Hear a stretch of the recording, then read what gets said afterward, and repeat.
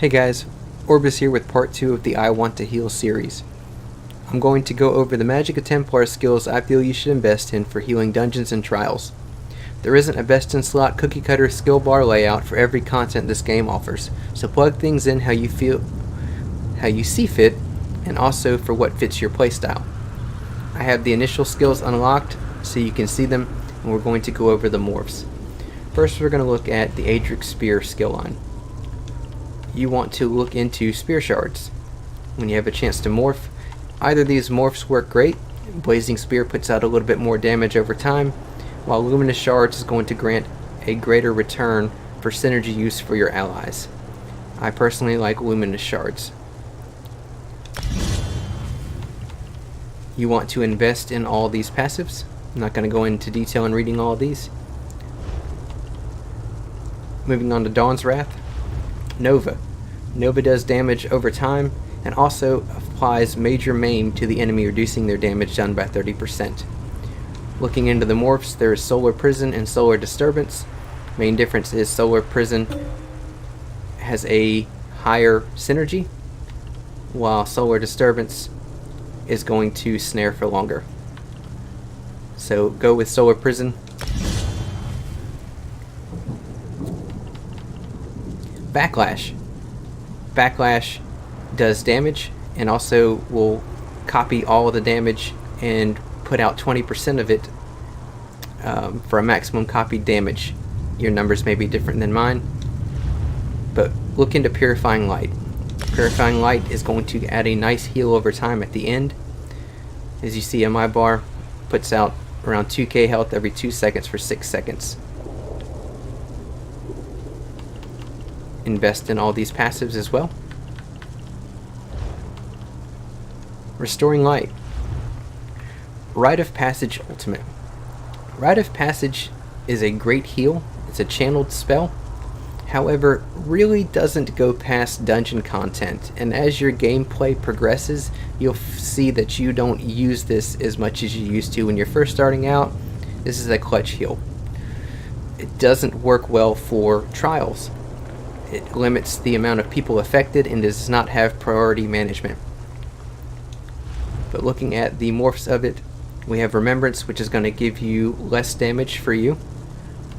And then we have Practice Incantation that lasts 2 seconds longer. I like the Practice Incantation. Rush Ceremony. Great heal.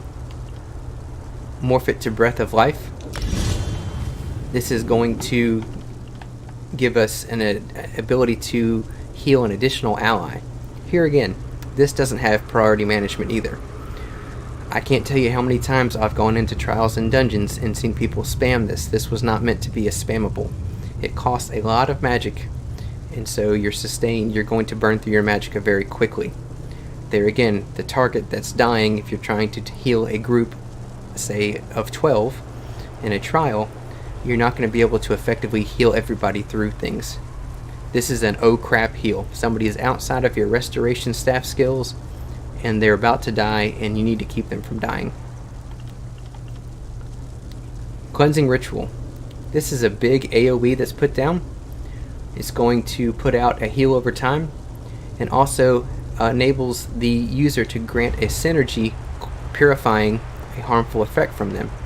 You can go with Ritual of Retribution or Extended Ritual. Ritual of Retribution actually puts out damage, while Extended Ritual is going to last longer, and it also cleanses more harmful effects from you at 5 versus the 2. I personally like Extended Ritual. Rune Focus. This is a must. This is going to give us major resolve and major ward, increasing our spell and physical resistance. Once you have the ability to morph it to Channeled Focus. So it's still going to give us the major resolve and major ward, and it's also going to return magicka while we stand inside of it at 240 every 1 second. When you're looking at a tooltip, you double that because the tooltip ticks every 2 seconds. So you're getting 480 magicka back every tick. While standing within the rune, we increase our physical and spell resistance granted by 50%. So while standing inside of it, it's going to buff us even more. The tankier we are, the more we're going to stay alive, the more we're going to be able to heal people, and it helps us with our sustain. Here again, invest in all the passives. Moving on to Destruction Staff. Now you might be asking, why Destruction Staff? I thought you said we were healing. You really want to look into having a Destruction Staff back bar. And I'll go more into detail in this in my next video with skill bar layout and application of skills. But the skills selected are Wall of Elements, and we're going to morph it to Elemental Blockade, which lasts an additional 2 seconds, and the size of it is increased. We also want to look at weakness to elements, and we want to take the Elemental Drain morph. Not only is this going to affect the enemy with Major Breach for 24 seconds, but it's also going to apply Minor Magicka Steal, enabling your allies for attacking that enemy to restore 300 Magicka every 1 second. Very nice for group sustain. Here, we take advantage of all the passives. As a healer, you don't put out a whole lot of damage. However, the extra damage that you do put out does help to overall group content in killing the boss. The faster you kill the boss, the less time you're having to heal, and the less time you're having to worry about keeping everybody alive. Restoration Staff. This is where the majority of our heals are going to come from. The first skill in here, Grand Healing. This is your bread and butter heal for trials. Also works very well for dungeon content. Have 2 morphs that you can take. You can either go with Illustrious Healing, which lasts 4 seconds instead of 3, or you can go with Healing Springs, in which you're going to restore Magicka for each target initially healed for a maximum of up to 3 targets, restoring 260 Magicka for each person hit. So, for helping with your sustain and healing groups, this comes in clutch. If you had a spammable heal of any of them, this would be it. Regeneration. Regeneration works great for dungeons. For trials, it becomes a little bit harder because it only affects 2 targets at one time. Now the heal over time is nice, and you can go with Rapid Regeneration, which is going to shorten the time frame and increase the heal, or Mutagen. I like Mutagen just because it has the chance of, if an ally drops below 20% health while they have it on them, they are instantly healed for a set amount, and it's going to remove 1 harmful effect from them. I would say go with Mutagen. Blessing of Protection. Blessing of Protection does an instant heal for everybody in its path, and you want to morph it to Combat Prayer. Combat Prayer is going to buff your group with Minor Berserk. Your allies that you hit are going to increase their damage done by 8%, and also they're going to gain physical and spell resistance, Minor Ward and Minor Resolve. So you're helping them be a little bit more tankier, easier to heal. Invest in all the passives here again. Light Armor. There's a skill that you want. It's Annulment. You're going to need a damage shield, and this is your answer. You can go with Dampen Magic or Harness Magicka. Dampen Magic is going to give you a little bit bigger shield. Harness Magicka is going to grant Magicka return for spell absorption. I personally like Harness Magicka. Pick up all the passives here. Medium Armor. Now you may be saying, well, why medium armor? You should be wearing 5 light, 1 medium, and 1 heavy. Most healing sets come in light, so those are going to be your body pieces, and then you're going to have monster helm sets, which you should look into running heavy for the helm and medium for the shoulders. So since we're wearing 1 piece of medium, we're going to go into the passives that we pick up. You want to invest into Windwalker and invest into Athletics. Heavy Armor, we're wearing 1 piece of that. You want to invest in Resolve, Constitution, and Juggernaut.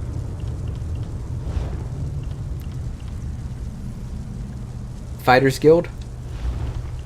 Like I said, we're not putting out a whole lot of damage, but we are putting damage out, and there is a chance for us to kill the enemy with either our blockade or any of the other things that we have going on, our spear shards or purifying light.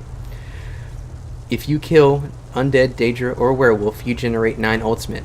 Any chance that we have to generate ultimate, we want to be able to keep up aggressive Warhorn, to keep up any of our ultimates. Mage's Guild. Mage's Guild is leveled by finding the lore books throughout Tamriel. You do not have to invest in the ultimate. However, you do need to reach level 9 in order to unlock the Magicka controller. So if you go to 9, you might as well go the rest of the way and get level 10. Looking at the ultimate, if you're running a dungeon and you have competent players that know what they're doing and they're self-sufficient, they're not really requiring a whole lot of heals, you can go with a damage ultimate. Now, Ice Comet does ice damage and also does a snare. Shooting Star does fire damage, but the great thing about it is it generates ultimate for every enemy hit by the initial blast. There again, we like ultimate regeneration, chance to either regain another Shooting Star or regain another ultimate that we have on the other bar. So I go with Shooting Star. Mage Light. Morph this to Inner Light. This is going to increase our max Magicka while slotted. So our max Magicka is increased by 5%, and we're going to gain Major Prophecy, increasing our spell critical rating. The higher our magic pool is, and the higher our crit rating is, the better our heals are going to be. Don't have to invest in these other passives, but the Magic Controller I highly recommend because it's going to increase your max Magicka recovery by 2% for each Mage's Guild ability slotted. Right now on the current bar that we do have Inner Light, so we're getting a 2% bonus to our max Magicka. Moving on to Undaunted. Level up Undaunted by turning in your daily dungeon pledges to the Undaunted Enclave. You level them up by completing achievements in each of the dungeons, whether that be killing all the bosses, speed runs, hard mode, all the things in there are what's going to help you level it up, and also doing your random daily. Once you unlock it, look at Necrotic Orb. It does damage at first, but what we want is the Energy Orb. This does a nice heal over time, and also grants a Magicka and Stamina return for an ally that activates Synergy. This Synergy returns the same amount as the basic Spear Shards, or the Blazing Spear Shards.